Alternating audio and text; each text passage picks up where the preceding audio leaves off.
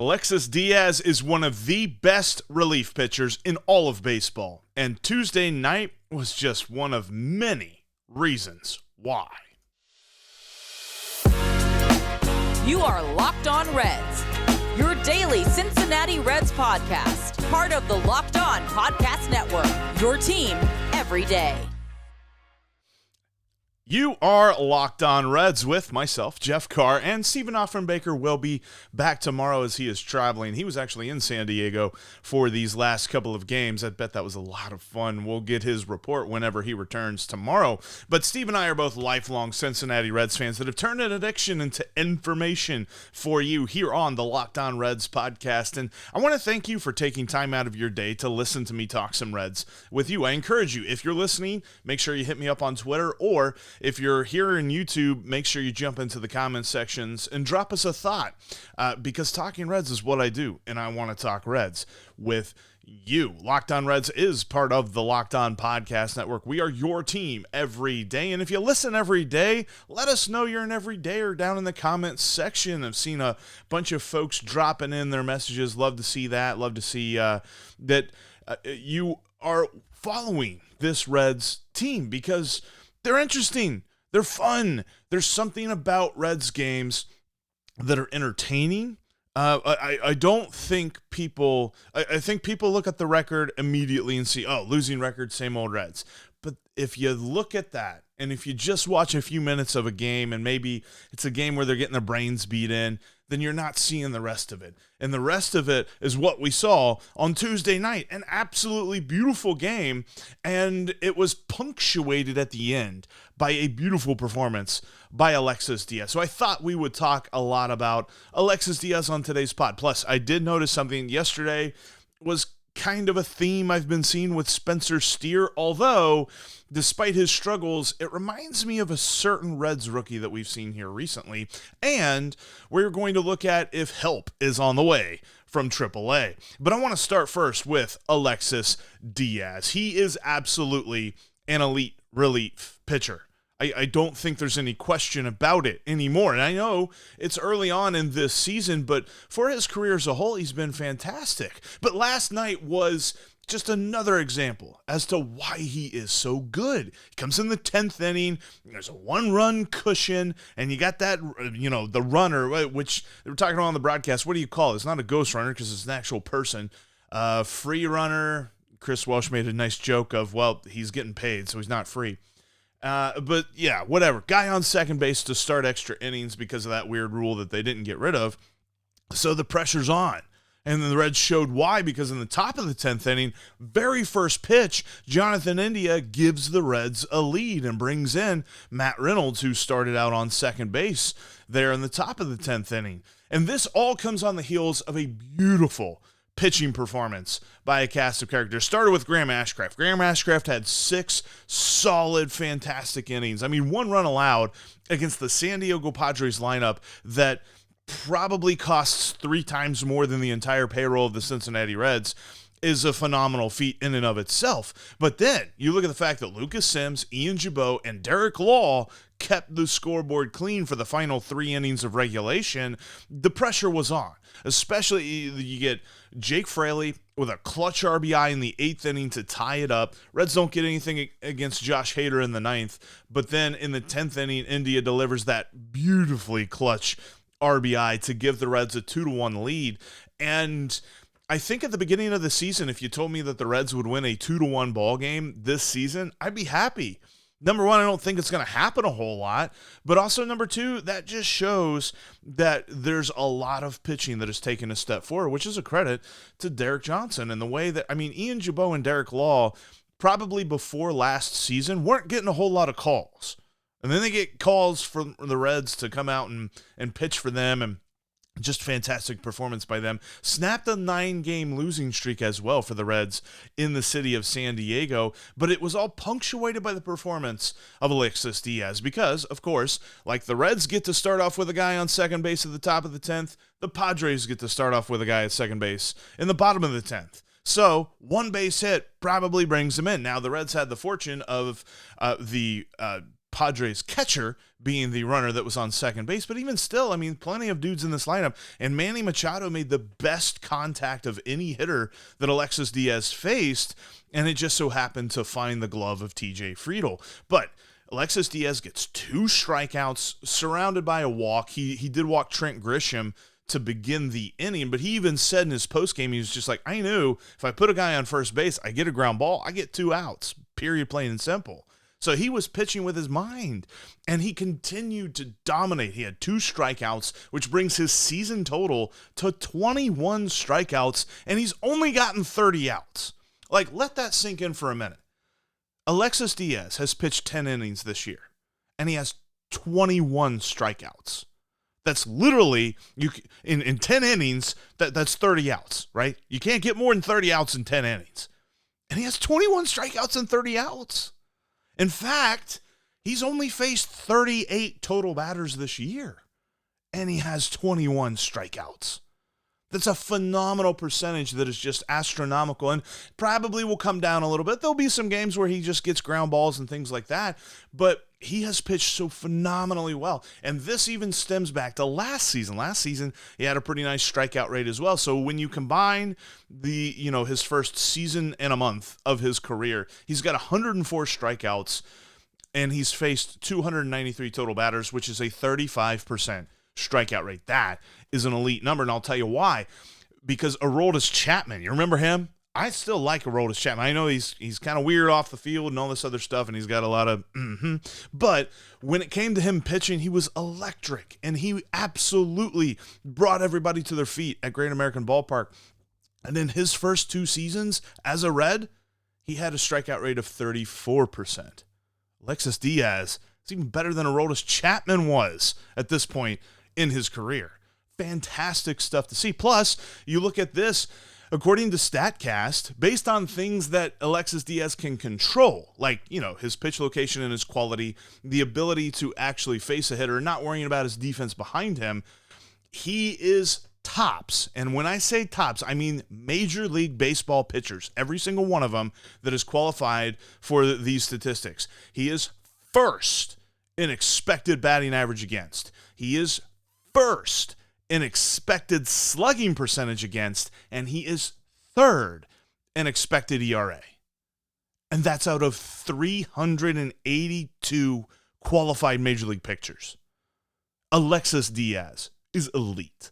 This is not me being overly optimistic about a Reds pitcher. This is not me bloviating and just getting way ahead of myself and saying, I see how good he can be, so I'm saying it right now.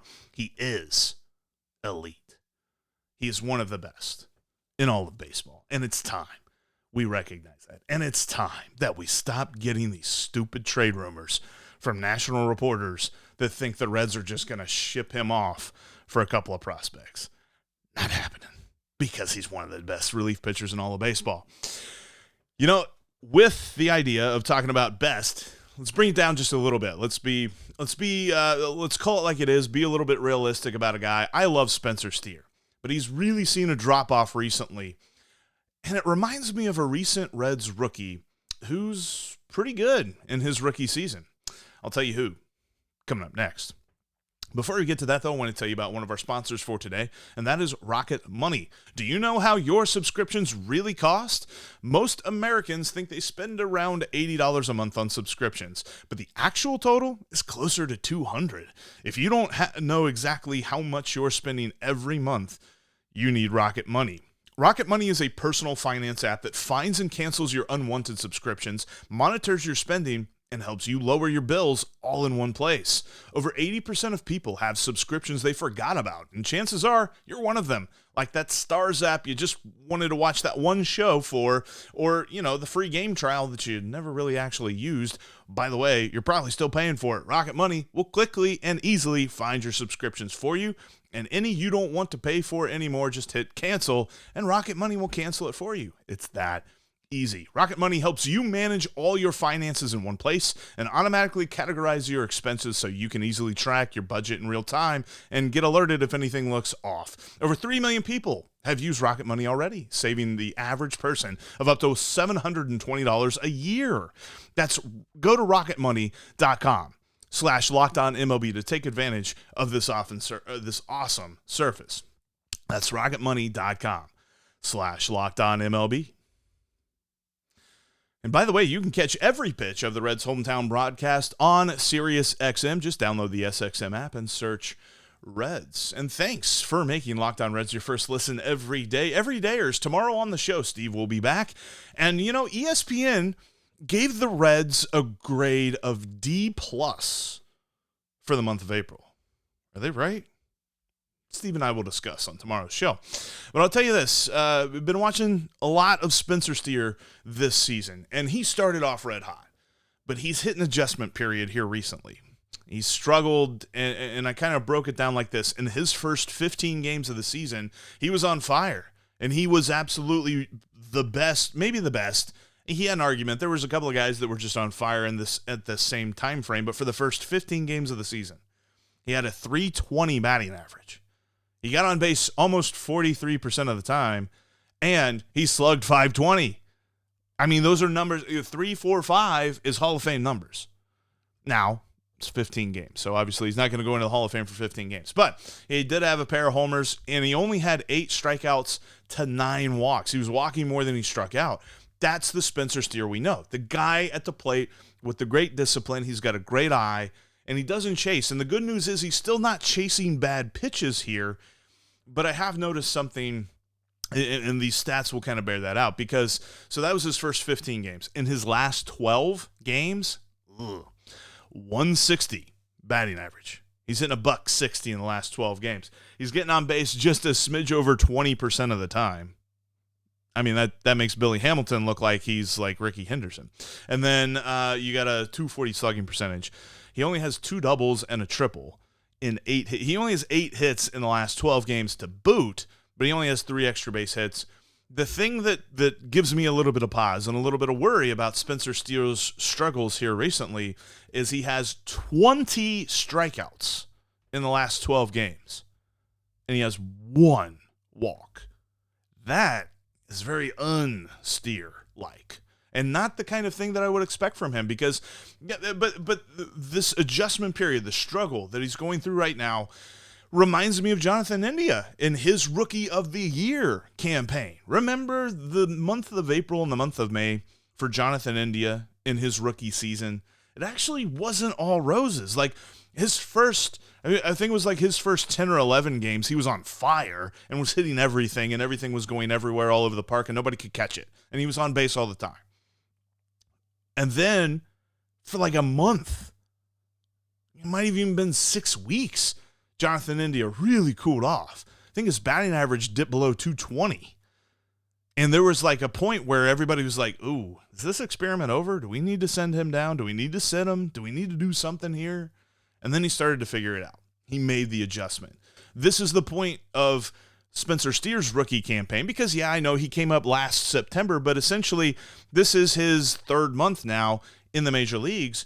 This is now his adjustment period. How does he fix this? And let's look at some of the good, because he still has that pop in the bat. His average exit velocity is up around 90, and league average is 88. We talk about exit velocity a lot because that's a way of explaining one way or the other, whether you're talking about a good hitter or a bad hitter or something like that. If the exit velocity is comparable to league average, that means that they're still okay. And his is still above league average, so that's still good to see. Then you've got the contact quality. This is something that I'm a little bit worried about, though, because when you talk about the exit velocity, that's good to see. But the contact quality with barrels and, hitting the sweet spot of the bat. StatCast has a statistic called sweet spot percentage. Both of those are below league average for Spencer Steer. So when you've got a guy who's hitting the ball hard, but he's not necessarily squaring it up a lot, pretty much reminds me of my golf game, right? Like, you can hit a ball real hard.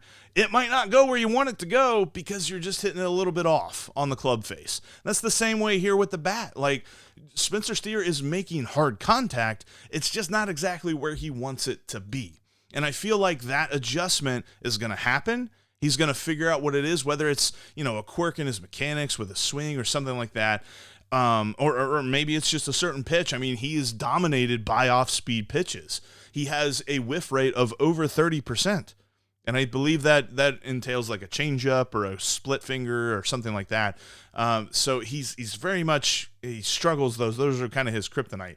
So if he can kind of improve against those and maybe realize how to get the barrel of the bat on the ball, then we'll see that average exit velocity. Because if you're not hitting the sweet spot of the bat, but you still hit the ball like harder than league average, that means when you find that sweet spot, Spencer Steer's going to go crazy, man. So I'm telling you, yeah, his last 12 games have been a struggle. And it might continue for the next few games because rookies tend to hit this sort of snag. I mean, Jonathan India won Rookie of the Year, and I think for like 5 or 6 weeks, he hit a total of 200 during, May and April. So hopefully he can come out of this. And this is just a period where he has to figure out, because baseball, as any announcer tells us on any broadcast, whether it be Reds or Padres or any team, baseball is a game of adjustments. How does the hitter adjust to the pitcher? How does the pitcher adjust to the hitter? And if you're constantly adjusting, then you're probably going to end up being a pretty good hitter. And Spencer Steer he talked with Steve last season. He strikes me as a really smart guy. Every time he has an interview with somebody, I'm like, okay, he knows what's going on here. And I don't necessarily think that this is something like, is he pressing? Is this something where he's got to change his mentality of the way that he plays? I don't think it's that. I think there's just a little tweak, just a small tweak in his swing that once he starts barreling up the ball, we're going to see it. We're going to see the Spencer Steer that we saw at the beginning of the season, right? He's done it. We saw it. I know that he can do it. And I think it's going to come here soon. It's definitely an adjustment period, though. And, I mean, the lineup needs him. This lineup does not have power. And that is something that, whether it's someone else, right, a national pundit, a talking head. I know I'm a talking head, but I'm a little bit biased, so there's that. But when it comes to this Reds lineup, I will definitely admit the power's not there. I mean, the way that we've seen it so far this season, the way that we saw it for much of last season, after they traded away guys like Brandon Drury and Tyler Naquin and things like that, we have 1 or 2 home run threats. And Tyler Stevenson really hasn't even developed into the home run threat we thought he could be.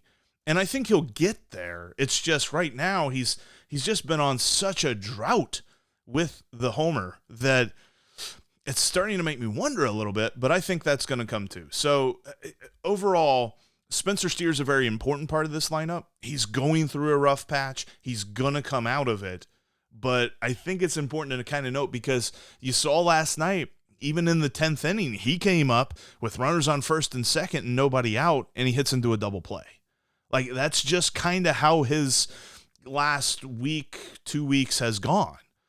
And I'm hoping it turns around here soon if he can start it here in the final game against the Padres, or if it comes this weekend with the White Sox coming to town at Great American Ballpark.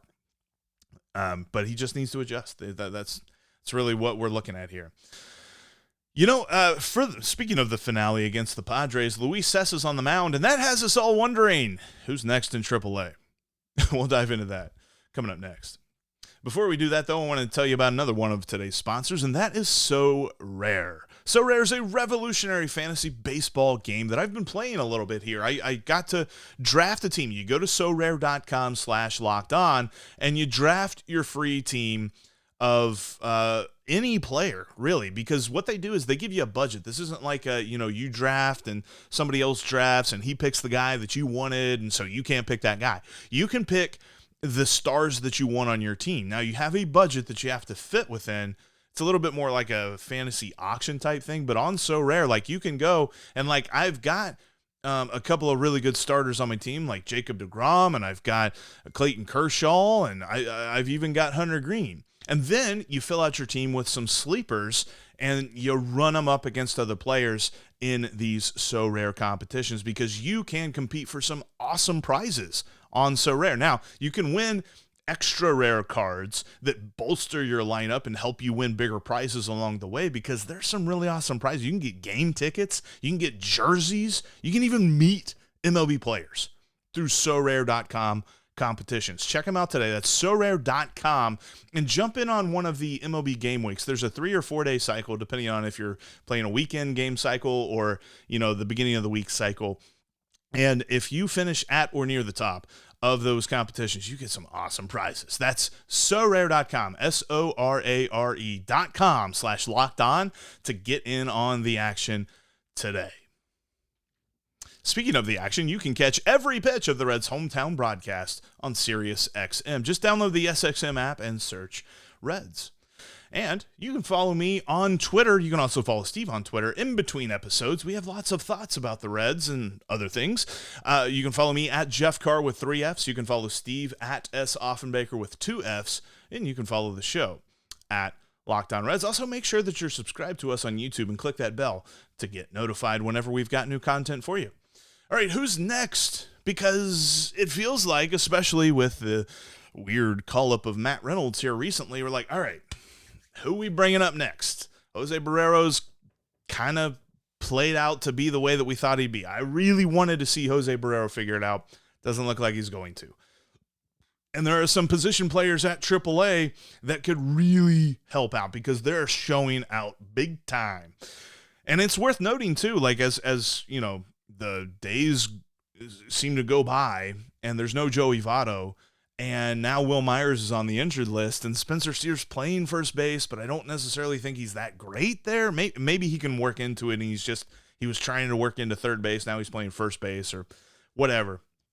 But Christian Encarnacion Strand is back, and his first 8 games at AAA have been phenomenal. Absolutely phenomenal. He has 4 home runs in 8 games. Christian Encarnacion Strand is acting like spring training never stopped. He was mashing in Arizona, and now he's mashing in Louisville. Hopefully, maybe here soon, he'll be mashing in Cincinnati. That is something, and we talk about it a lot, the lack of power in this lineup. Christian Encarnacion Strand, right there in AAA. Power, baby. Let's see it. Let's see it at some point this season. Then you got Matt McLain, who's just, he's absolutely supernova at this point. In 27 games, so much bigger sample size, still small, but much bigger sample size than Christian Encarnacion Strand, he has 30 hits. Yeah, 30 hits in 27 games. 7 home runs. And a slash line of, he's got a .313 batting average, getting on base 44% of the time, got a .594 slugging percentage. Yeah, AAA's coming easy to Matt McLain right now. Really don't think he needs to be down there much longer. Now, I will say this, Elly De La Cruz, a little bit of a slower start. He's 9 for 46 so far this season. That's only a .196 batting average. He does have 1 home run, which was hilarious. I don't know if you got a chance to see this highlight. Look it up. I don't have it to share with you here, but the home run that he hit this season, it was on the road against Iowa, and the Iowa broadcaster was calling the play, and he makes contact with it, and the Iowa broadcaster was just like, and that's a pop-up to center field. And it clears the wall for a home run. Come on, man. Only Elly De La Cruz could hit a pop-up that most people are just like, yeah, that's an out. And then, oh, hey, that carried. That's all right. And that's in Iowa, too. That's not the desert or something. So awesome to see that. But, yeah, he's got to cut back on the strikeouts, though. He's got 19 strikeouts in his first 9 games of the season. So a little bit of a struggle for Elly De La Cruz. And you know what? With Matt McLain playing as well as he has, you can probably slow play Elly a little bit. You can say, okay, Elly, you are going to be our shortstop, but let's kind of work through this process. Let's work through these at-bats and see what you can give us here and bounce back a little bit. And I know that it's not all performance-based. This is not a situation where you look at a AAA guy and you say, well, this is the certain stat lines that he has to get to. He has to hit a certain batting average and he has to strike out, a certain amount of percentage of the time before we can call him up. That's not what I'm saying here. I'm just saying there are some things that show up in a game where a guy's batting a .196 and is striking out 19 times in 9 games, and you're like, okay, maybe let's work on a few things a little bit before we think about calling you up. Because I don't necessarily know that we need to see a ton of games from Christian Encarnacion Strand at AAA. And we might see that because I don't want the Reds to do this. I don't want them to feel like skittish about calling up prospects, but the call up of Matt Reynolds has me slightly worried. Like, they had to add him to the 40-man roster, and I know that they were able to do that because they moved Tony Santi onto the 60-day injured list, so that freed up a 40-man roster spot. But, like, I don't know. That just feels like, stretching for the wrong solution. They're working really hard to make sure that they don't have to do that one thing. I'm trying to think of an example here. It's like, using a Roomba whenever you're trying to vacuum or something. You don't want to push the vacuum. You just want to have the robot do it. Like, the Reds are really trying to figure out how they don't have to call up these prospects. And if they're worried about the future contract situations of these prospects, then that is silly. Because if you're playing contract games now, you know what's going to happen then? There's going to be another general manager that is presiding over those contract problems. Just saying. Also of note, Chucky Robinson is kicking some butt. Dude's got 28 hits and 66 at-bats so far this season. By the way, 424 batting average. Did the math. Just kidding. The stat people did the math for me. But he does have 5 walks compared to just 7 strikeouts. And he does also have 3 home runs. Maybe. I mean, we look at him as an emergency catcher. We saw him last year. But do we know what we know about Chucky Robinson? Maybe, maybe not. I don't know. This is a case, though, where the argument would be Luke Maile or Chucky Robinson. Kind of feels like 6-1, half dozen the other. Now, when it comes to the pitching, that's a whole different story. I'm advocating for some position players to get called up here very soon. Matt McLain should have been called up last week. As far as people who could replace Luis Cessa in the lineup, or in the rotation, there's work to be done. Now, the Reds did just trade Chase Anderson to the Rays. Still don't know what the compensation is. Probably just going to be cash considerations. But Chase Anderson no longer in the Reds organization. So then you look at Brandon Williamson. Well, Brandon Williamson has pitched 22 and a third innings in 6 starts so far this season. That's like not even 4 innings a start. And he's allowed 21 earned runs in those 22 and a third innings. He's allowed 5 home runs. And what's worse is he has 16 strikeouts and 16 walks allowed. Not great. Levi Stout, maybe? No. 19 innings, 5 starts, 12 earned runs allowed. Like, here's the thing, and I don't want to go on quoting stats and things like that because, yes, there's a little bit of weirdness in AAA. What's the defense behind him? What's the situation that guys like Williamson and Stout are pitching in? What are they working on? What are the pitching coaches telling them? These are guys that we want to see here at the major league level. And Levi Stout was done no favors whatsoever, coming up short notice to pitch against the Rays. Like, come on. That was dumb. But if the Reds are going to do this thing where they slow play calling up guys and they see these stats, they're going to say, look, they're not ready. Now, maybe Andrew Abbott beats them to the major leagues because Andrew Abbott has been called up to AAA. He has 2 starts, 10 innings, and only 2 earned runs allowed, 15 strikeouts. He almost has as many strikeouts as Stout and Williamson, and he's done it in 10 innings, and he only has 5 walks. Now, you'd still like to see the 5 walks come down, but that's definitely a lot more than saying, hey, he's got as many walks as strikeouts. But I look at this and I say, the pitching is really where we needed to see. Like, I thought coming into this season, I thought we would see more pitchers being called up early. But as of right now, it kind of feels like there's going to be more position players called up before the pitchers are. Because Brandon Williamson had a problem with walks last year, and he has a problem with walks this year. Levi Stout, some people probably think he profiles more as a relief pitcher moving forward. Can he prove them wrong? He's not doing it so far. So how do these guys develop? And could Andrew Abbott be up soon because he just got called up to AAA? So I don't necessarily think this is a situation where we would see him in June. Could we see him in July? Maybe. But as of right now, Luke Weaver and Luis Cessa are in the starting rotation because the options are, Mr. Outside Hire for both positions, because right now the guys at AAA don't appear to be ready to take over. It's very strange. I really think that those guys are going to be ready soon, and the position players are going to be ready now. But I really worry about what the front office's plan is for calling these guys up. Because if the problem is, well, in 5 years, their contracts are all going to be coming up at the same time, and I don't know what we're going to do then. If you're worried about 2028 here on May 3rd of 2023, all right. Don't think that's a good idea. But you know what? The Reds got a chance to win the series against the Padres, and that's how we're going to end today's podcast. Before we get out of here, don't forget that you can catch every pitch of the Reds' hometown broadcast with SiriusXM on the SXM app. Just search Reds. And that's going to wrap us up for today's Locked On Reds. Thanks, as always, for making us your first listen every day. Every dayers tomorrow on the show. Steve will be back, and we will be discussing this because ESPN gave the Reds first month a D+ grade.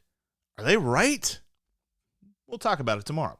Now for your second listen, check out Locked On Fantasy Baseball. Win your league by listening to Matt and Dom every day as they bring you the best fantasy baseball analysis anywhere. You can find Locked On Fantasy Baseball wherever you get your podcasts, including YouTube, because just like Locked On Reds, we are part of the Locked On Podcast Network, your team every day. And as we move forward and the Reds will be returning home to play the White Sox this weekend, we will be Locked On Reds every single